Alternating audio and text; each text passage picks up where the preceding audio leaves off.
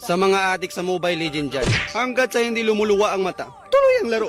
Hanggat sa hindi namamaga ang mata, imilan ng imil. Ang kailangan mo kasi dyan, pagpuyatan mo para tumaas ang rank mo. Di ba? Laruan mo ng Mobile Legends mga 1 week, walang tulog-tulog, panigurado mythic ka na rin. Tapos anime ka na rin.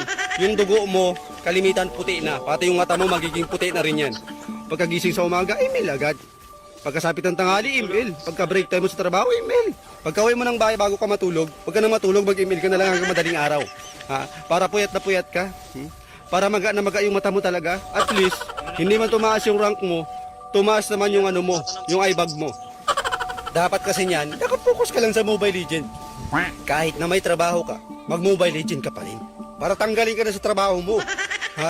Yung iba nga kapag naglaro ng Mobile Legends, talagang may kasamang puso Kahit na inaaway na ng asawa, tuloy pa rin ang laro.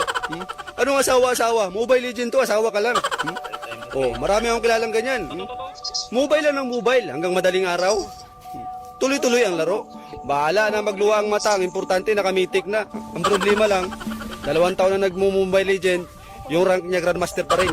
Para tumaas ang rank mo dyan, makapag-mythic ka agad, pursigido ka dapat. Kahit na may inuutos sa'yo, huwag mo sundin, mag-Mobile Legends ka na lang. Mag-Mobile Legends, kahit na pinapasain ka, wag. Maghugas ka ng plato, wag, mag-Mobile Legends ka na lang.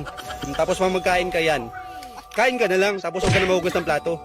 Yung kaibigan ko nga talagang pinagpursigihan niya. Nakaabot siya ng mythic na siya ngayon, pero yung tsura niya, hindi na may tsurahan talaga. Mythic-tic na rin yung tsura niya. At least deserve niya yun. Ikaw ba naman maglaro ng walang tulog-tulog?